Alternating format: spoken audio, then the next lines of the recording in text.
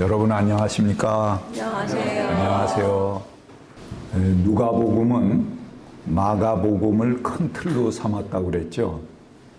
그래서 이 마가복음이 주 틀인데 거기에 그 어록복음을 두 부분으로 나누어서 삽입했습니다. 작은 삽입이라고 하는 게 이제 6장에서 8장까지 부분에 들어가 있고요. 그 다음에 큰 삽입이라는 것이 9장에서부터 18장까지 그 부분에 큐 자료들이 그쪽에 많이 삽입되어 있습니다. 누가복음은 두 부분으로 나눕니다. 첫 번째 부분은 예수의 활동과 교훈. 이게 이제 누가복음 부분이죠. 그 다음에 두 번째 부분은 제자들의 행적이라고 그랬습니다.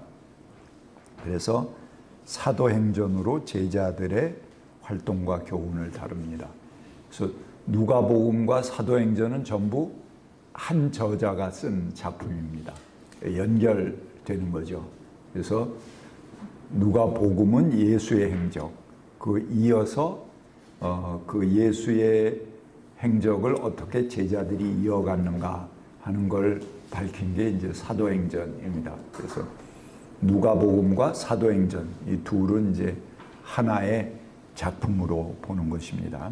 신약 성서 서신들이 주로 제자들의 행적을 다루었다면 복음서는 이제 예수의 행적을 다뤘고 나머지 서신들은 제자들의 행적이죠. 그런데 누가는 이 둘을 함께 다룬 복음입니다. 그래서 누가복음과 사도행전 이 둘을 하나의 시각으로 엮어서 통일성을 가져오게 했다 하는 것이죠. 누가의 첫 번째 책 누가복음을 얘기하죠. 이것은 성령이 어떻게 예수를 갈릴리에서 예루살렘으로 이끌어 가셨는가 하는 걸 말해주고요. 두 번째 책은 성령이 어떻게 교회를 예루살렘에서 로마로 이끌어 갔는가 하는 것을 보여줍니다.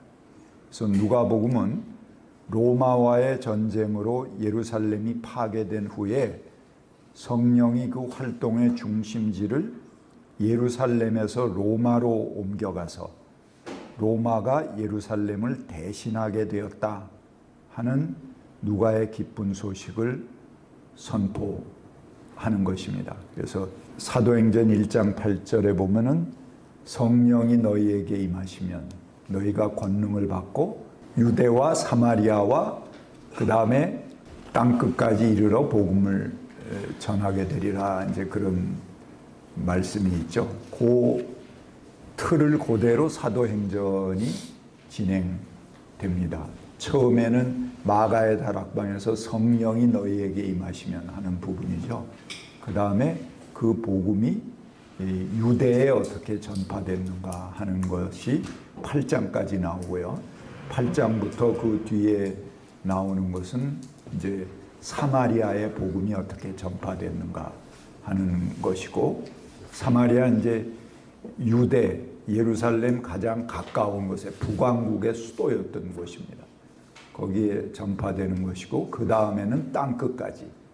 그 땅끝은 당시에 로마를 상정을 한 거죠. 그래서 거기까지 쭉 복음이 전파되리라. 또는 로마에서 더 나가서 스페인까지라고 그렇게 생각하기도 합니다. 그래서 복음이 전 세계로 퍼져가는 것을 선포하는 것이 누가복음이다 하는 것이죠. 누가복음 사도행전 공동체는 유대 전쟁으로 인해서 세계 각지에 흩어진 사람들, 삶의 뿌리가 뽑힌 가난한 사람들, 세리와 죄인들, 여인들과 같은 사회적 약자와 지역적으로 차별을 받고 있는 이방인에 관한 관심이 지대합니다. 그러니까 누가복음의 주된 관심은 약자들이에요. 그래서 평등에 굉장히 관심이 많이 있습니다. 누가복음이 주목하는 사람들은 가난한 사람들입니다. 그래서 누가복음 14장 12절부터 13절은 내가 점심이나 만찬을 베풀 때 내 친구나 내 형제나 내 친척이나 부유한 이웃 사람들을 부르지 말아라. 잔치를 베풀 때에는 가난한 사람들과 지체 장애자들과 다리 저는 사람들과 눈먼 사람들을 부르라. 그렇게 말합니다. 그리고 내 가진 것을 다 팔아서 가난한 사람에게 나누어 주어라. 18장 22절에 그렇게 말하고 있죠. 또 너희 소유를 팔아서 자선을 베풀라. 그렇게 말합니다. 또한 산상수훈의 팔복과 병행인 들녘선교가 있습니다. 마태복음 5장은 이제 팔복이 나오죠. 근데 그것과 병행되는 귀절이 누가복음 6장에 나옵니다. 그런 평지설교다 이렇게 얘기하기도 하고 들녘설교다 이렇게 얘기하는데, 거기에는 가난한 자에 대한 복의 선언, 그와 함께 부자들은 저주가 있을 것이다, 이런 것이 강조됩니다. 그리고 부자와 거지 나사로의 비유에서는 거기 보면 부자가 불의하다거나 거지가 의로운 행위를 했다, 뭐 그런 도덕적 판단이 아무것도 없어요. 근데 단지 부자라는 이유로, 단지 거지라는 이유로 그들의 운명은 하나님 나라에서 뒤바뀌어질 것이다, 그렇게 말합니다. 누가는 어리석은 부자의 비유를 통해서 재산 축적에 몰두하며 그 삶을 전부 거기에만 몰두하는 그런 부자들의 어리석음을 경고합니다. 어리석은 부자의 비유가 나오죠. 이 사람 잔뜩 부자인데도 창고를 또 어디다가 짓까, 어떻게 재산을 늘릴까, 이런 생각을 한다는 거죠. 누가복음에 이제만 나오는 그런 비유입니다. 부자는 삶의 목적과 수단이 뒤바뀌어져 있다는 거죠. 우리가 살아가는 거는 재산을 축적하기 위해서 살아가는 게 아닌데 그것만을 위해서 살아간다는 거예요. 그 재산, 그러면서 뒤에 나오는 건 불의한 재물로 친구를 사겨라, 그런 얘기가 나옵니다. 그러니까 우리에게 재산을 하나님이 주시는 것은 그것으로 사람을 사귀고 풍족하게 그 자기 주변의 사람들을 대접하고 사귀기 위한 건데, 그냥 그거 자체가 목적이 됐다는 거죠. 그래서 어디다 창고를 짓까, 또 돈을 더 얻다가 더 많이 쌓아놓을까, 이것만을 골몰하는 부자에게 어리석은 부자야, 그러고 내가 오늘 밤에 내 영혼을 뺏어간다면 그 돈이 다 누구 것이 되겠냐, 이제 그런 걸 물어보는 비유가 나옵니다. 그것도 누가복음에만 나오는 비유입니다. 그 다음에 예수는 세리와 죄인의 친구라고 부릅니다. 당시 세리는 유대 민족들이 굉장히 혐오하는 계층이에요. 그래서 로마의 앞잡이죠. 민족적으로 경멸의 대상이었습니다. 그 세금이 어디에 세금이냐면 로마에 낼 세금을 거두는 거잖아요. 그러니까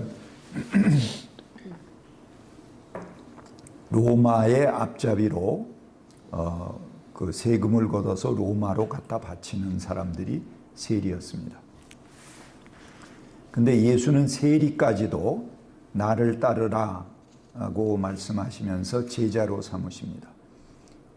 그들과 함께 앉아서 음식을 먹고 세리장 삭개오의 집에 머물기도 합니다. 그리고 누가복음에만 바리새인과 세리의 비유가 나옵니다. 거기서 의롭다고 인정을 받고서 자기 집으로 내려간 사람은 저 바리새파 사람이 아니다, 세리다, 이제 그런 얘기가 나오는 것이 이제 누가복음입니다.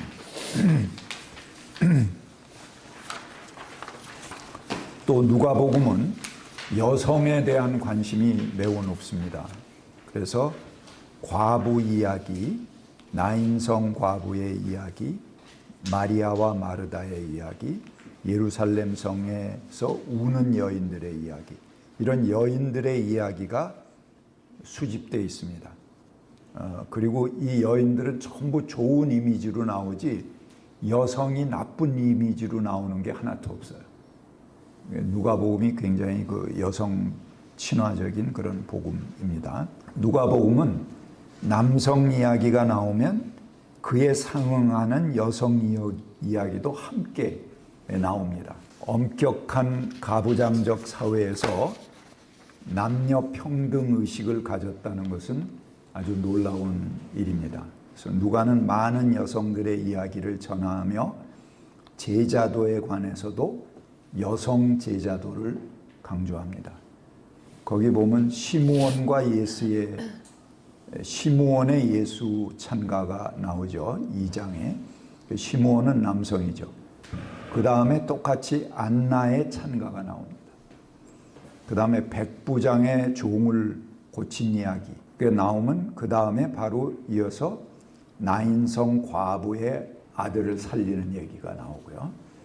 수종병자를 고치는 이야기, 그것과 더불어서 18년 동안 병든 여인을 고치는 얘기가 나오고요. 남자의 잃은 양의 비유가 나오면 여인의 잃은 드라크마의 비유가 나옵니다. 이렇게 그 남녀를 우리 그 의무제로 뭐 여성을 얼마 해라 뭐 이런 건 우린 지금 남자들 다 독식하는데 여자 하나 깨워라 이런 걸로 규칙을 삼고 그러잖아요. 근데 누가복음은 그 옛날에 2000년 전에 남성 얘기가 하나 나오면 거기에 상응한 여성의 얘기가 나오고 이렇게 짝을 이루는 그런 복음이다 하는 거죠. 누가복음은 사마리아에 대한 또 특별한 관심을 보입니다. 사마리아는 이방이죠. 그리고 북왕국의 수도였기 때문에 북왕국이 망한 다음에 남왕국 사람들이 아주 저주하는 대상으로 삼는 고장이 사마리아입니다. 그래서 사마리아 사람들하고는 말도 안 걸고 그러니까 멸시하는 그런 대상인데요. 이렇게 말합니다. 그 마태복음에는 이렇게 얘기하죠. 이방 사람의 길로도 가지 말고 또 사마리아 사람의 도시에도 들어가지 말고 이스라엘 집에 잃은 양떼에게로 가라. 지난 시간에 우리가 봤죠. 마태복음의 내용입니다. 그런데 비해서 누가복음에는 사마리아인이 오히려 따라야 할 모범으로 제시됩니다. 예수가 이제 갈릴리에서 예루살렘으로 가시는 중간에 갈릴리에서 예루살렘으로 가려면 반드시 사마리아를 거쳐가야 되죠. 근데 사마리아 사람들이 이를 예루살렘으로 갈 거다 이런 걸 알기 때문에 맞아들이지 않았어요. 그러자 제자들이 주님 불을 하늘에서 내려와 그들을 태워버리라고 우리가 명령하면 어떻겠습니까? 그렇게 묻습니다. 아마 유대인들이 갖는 사마리아인에 대한 자연스러운 감정이 거기 드러난 거죠. 그러나 예수께서 그들을 꾸짖으시며 사마리아인들에 대한 나쁜 감정을 배격하십니다. 그리고 사마리아인의 비유가 누가복음에만 나오죠. 선한 사마리아인의 비유로 누가복음 10장에 나옵니다. 그리고 너도 이와 같이 하여라. 그렇게 아주 모범적인 대상으로 이야기합니다. 그리고 10명의 문둥병자를 고쳐주셨는데 오직 사마리아인 문둥병자만 돌아와서 하나님께 큰 소리로 영광을 돌리면서 예수께 감사하는 얘기가 나옵니다. 그래서 예수님이 그 사마리아인 문둥병자에게 대해서는 특별히 내 영혼이 구원받았다 이렇게 이야기를 하시죠. 마태복음이 유대인의 복음이라면 누가복음은 이방인의 복음이다 이렇게 말할 수 있습니다. 누가는 보편주의와 세계주의적인 사상을 가졌습니다. 마태가 예수의 족보를 아브라함까지 소급하죠. 아브라함은 유대인의 조상이잖아요. 근데 비해서 예수의 족보를 누가복음은 아담까지 소급해 갑니다. 그러니까 아담은 꼭 유대인의 조상만이 아니죠. 온 인류의 조상이죠. 그러니까 온 인류의 조상이다 하는 것을 그 족보에서도 보여주는 것이죠. 누가는 하나님의 은혜가 사렙다 과부와 시리아 사람 나아만에게 베풀어졌다는 것을 강조합니다. 사렙다 과부도 이방인이죠. 그러니까 구약의 이야기입니다. 그리고 나아만도 이방 시리아 장군이죠. 이 사람들도 구원을 받았다. 그런 것을 강조하는 게 누가복음입니다. 누가에만 나오는 자료인 잃어버린 아들, 잃은 양, 잃은 동전 등 잃은 것에 대한 강조는 넓어진 세계에서 새롭게 만나는 이방인들의 선교를 강조하는 그런 이야기이기도 합니다. 누가의 이런 이방 선교에 대한 구상은 누가와 사도행전으로 이어지는 구속사적 신학이라고 그렇게 말합니다. 전 세계를 그리스도인의 품에, 전 세계 방방곡곡에 그리스도를 전한다. 이제 그런 구속사적인 신학을 가진 거죠. 큰 역사적인 구상을 제시해 줍니다. 그래서 복음이 예루살렘과 온 유다와 사마리아와 땅끝까지 전하게 된다 하는 선교 신학을 가지고 있는 게 누가복음입니다. 근데 초대교회는 어떻게 했어요? 임박한 종말을 믿었죠. 그래서 금방 종말이 온다 이렇게 생각을 하고 사람들이 전부 교회당에 모여서 그 종말의 날을 기다리고 있단 말이에요. 바울도 바로 그 세대가 끝나기 전에 종말이 올 거다.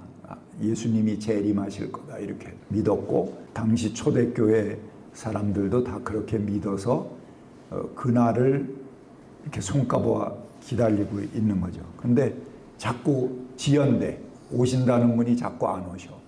그러니까는 그 날이 지연되고 있다.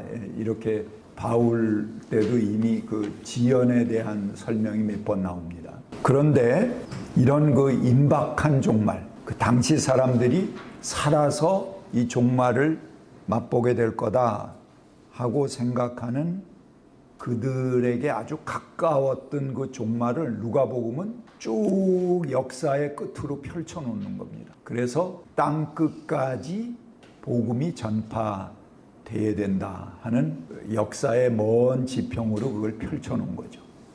그걸 이제 선교신학, 구속사적인 신학이다 그렇게 이야기하는 것입니다. 그래서 이 신학, 복음이 예루살렘과 유대와 사마리아와 땅끝까지 전파되리라 하는 그 시나리오에 맞춰서 복음이 땅끝까지 전파되는 과정을 그린 것이 사도행전이죠. 그리고 그 신학을 그대로 받아들이는 게 성 어거스틴입니다. 그래서 신의 왕국이라는 책을 썼어요. 어거스틴이.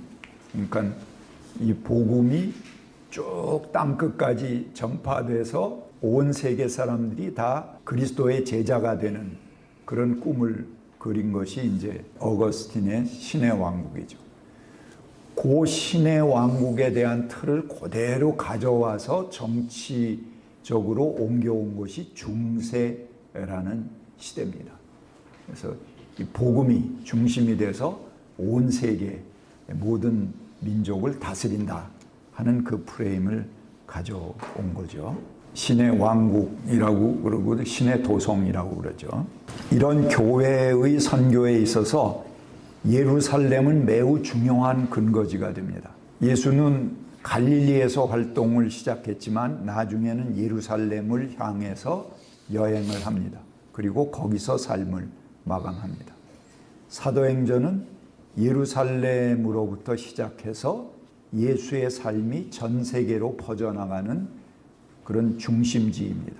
누가복음이 갈릴리에서 예루살렘까지의 예수의 행적이라면 사도행전은 예루살렘에서 로마까지의 사도들의 행적을 말하는 거죠. 그래서 누가가 예루살렘을 강조하는 것은 민족적인 의미를 강조하는 것이 아닙니다. 누가는 예루살렘에서부터 시작한 복음이 전 세계로 확대해 나가는 꿈을 꾸는 것입니다. 그래서 누가는 예수를 갈릴리 사람으로 강조하지 않습니다. 누가는 그의 신학적 구성 안에서 예수와 예루살렘의 상관성을 강조합니다. 그래서 마가는 갈릴리의 중심을 두고 마태는 팔레스타인, 유대 땅이 중심이라면 누가는 이방인 선교에 초점을 두는 것입니다. 그래서 누가가 예루살렘을 강조하는 것은 그것이 세계 선교의 근거지가 되기 때문에 그렇습니다. 이런 신학적 구성 아래서 누가는 예수 전승 자료를 방대하게 수집했고, 그것은 기독교의 세계 종교로의 확산, 그리고 조직적인 교회의 발전에 아주 지대한 영향을 끼치게 됩니다. 누가의 중심 테마는 선교입니다. 온 세계의 선교라는 그런 것이죠. 그 다음에 제가 그 표로 거기에 쭉 정리를 해놨습니다. 누가의 특수한 사건들이 어떤 것이 있는가 하는 것, 그리고 누가복음의 특수한 말씀들과 비유들이 어떤 것이 있는가 하는 것입니다. 유튜브 강좌를 시청하시는 분들은 거기 링크를 건 자료를 보시면은 그 표를 보실 수가 있습니다. 그 다음에 요한복음으로 넘어가겠습니다. 자, 요한복음은 별종이라고 그랬죠. 그래서 제4복음서다. 그러니까 마태, 마가, 누가가 전부 마가의 틀을 따라서 나중에 같이 했기 때문에 그거를 공통된 관점에서 쓰여졌다. 그래서 우리가 공관복음이라고 그러지 않습니까? 사실은 공통된 관점에서 세 사람이 달래들어서 쓴 게 아니고, 우리가 그 과정은 지난번에 공부했습니다. 마가복음 먼저 된 거를 마태와 누가가 보고 그대로 그 기본 틀로 삼았다 하는 것이죠. 근데 요한복음은 전혀 다릅니다. 공관복음서에서 예수는 갈릴리에서 사역을 시작해서 자신의 유월절 죽음을 위해서 예루살렘으로 여행하는 과정으로 나타나고 있습니다. 그래서 그 길 위의 신학이다, 길 위의 복음이다, 그렇게 말씀드렸죠. 마가복음을 제가. 그래서 공관복음에 의하면은 예수의 예루살렘 여행은 딱 한 번입니다. 갈릴리에서 예루살렘까지 오는 그 길 하나입니다. 그러면 예루살렘으로 왔다는 것은 1년이 지나갔다는 걸 의미해요. 그러니까 유월절에 예루살렘에 와서 순례하게 돼 있거든요. 유대 사람들은. 그러니까 예루살렘에 한 번 왔으면 1년의 기간입니다. 그러니까 공관복음에 의하면 예수의 공생애는 1년입니다. 근데 요한복음에는 3번 예루살렘을 향하는 이야기가 나옵니다. 그래서 공생애 3년이다 이렇게 얘기하는 것은 요한복음을 따르는 그런 구도입니다. 예수께서 예루살렘을 보며 한탄하시기를 내가 몇 번이나 네 자녀들을 모아 품으려 하였는가 라고 말하십니다. 이 말씀도 마태복음에 나오는 거지만 예수께서 예루살렘에 몇 번이나 이렇게 나오니까 여러 번 가셨다는 것을 전제하죠. 그래서 한 번 이상 머문 것을 전제합니다. 이런 것 때문에 이제 요한복음의 3년을 공생애로 대개 교회에서 받아들이는 것입니다. 요한복음은 회개가 아니라 아예 거듭나는 것을 요구합니다. 중생을 얘기하는 게 요한복음입니다. 공관복음의 중심 메시지는 하나님 나라지만 요한복음은 생명 또는 영생, 이것이 주제가 됩니다.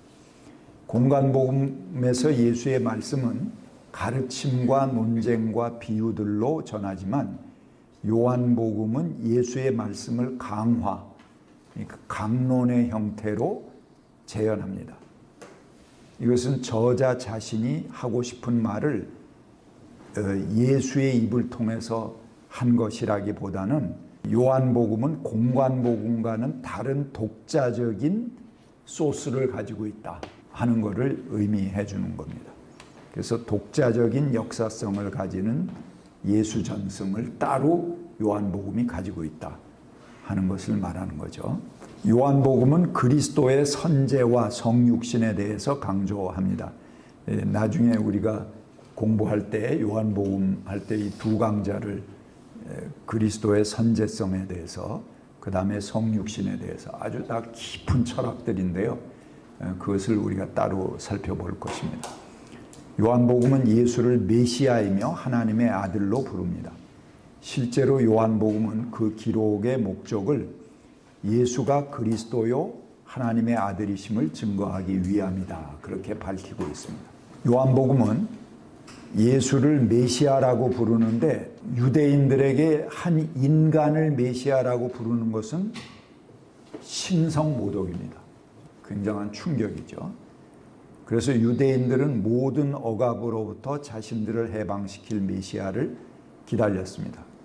그러나 예수는 오히려 세상에 버림받은 자들과 이방인들과 함께 지냈기 때문에 인간 예수를 그들의 메시아라고 믿을 수가 없었습니다.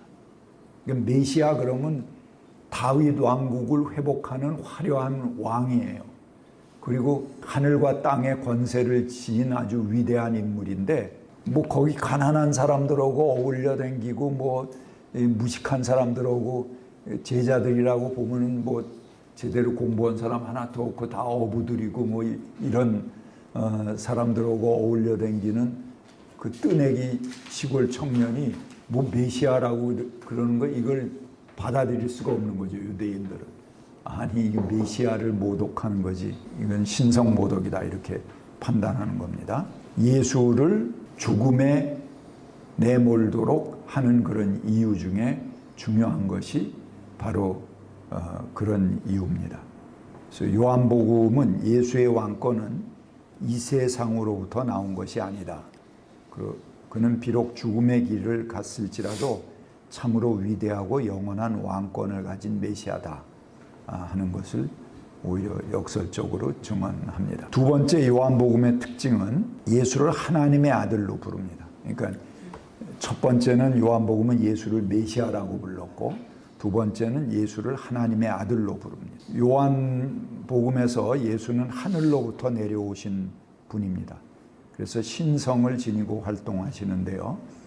다른 복음서에서는 예수가 세례를 받는 순간 하나님의 아들로 인정됩니다. 세례받는 동안 성령이 비둘기처럼 내려와서 너는 내 아들이다 이렇게 선언하고, 그때부터 하나님의 아들이 되는 거죠. 근데 요한복음은 어떻게 얘기합니까? 예수를 태초부터 하나님과 함께 계셨다. 그리고 그 말씀이 육신이 됐다. 이렇게 이야기합니다. 그러니까 태초부터 예수는 하나님의 아들입니다. 따라서 아버지와 아들의 관계는 시간 속에서 얻어지고 소멸되는 관계가 아니라 본질적인 관계입니다. 그리고 세상 역사와 더불어 끝나버리는 것이 아니고 영원한 관계다. 영상이 삭제된 부분이 있어서 녹음으로 대신하겠습니다. 이러한 하나님과 아들의 관계는 그를 받아들이는 모든 사람들을 또한 같은 지위로 초청합니다. 그들도 예수와 하나이고 하나님의 자녀들입니다. 그러기에 예수를 따르는 사람들은 세상에 어떤 시련이 와도 이미 세상을 이긴 사람들이며 오직 하나님의 아들이신 예수의 사랑과 성령의 인도하심으로 살아가는 사람들입니다. 감사합니다.